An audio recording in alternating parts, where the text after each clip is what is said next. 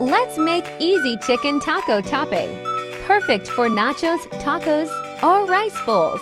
We'll need 1 pack of taco seasoning mix. Dissolve seasoning mix in 100 milliliters water. Heat 1 tablespoon, cooking all in a pan over medium to high heat. Saute onion and garlic until soft and fragrant. Add ground chicken and cook for 4 to 6 minutes. Break it apart with spatula. Pour in the dissolved taco mix seasoning. Stir well so the spices coat the meat evenly. Add 1 tablespoon sugar to balance the flavor.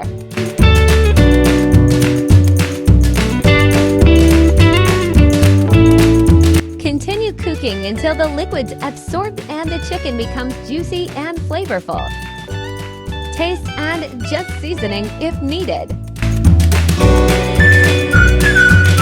Let it cool and use this all-around chicken taco topping as your base.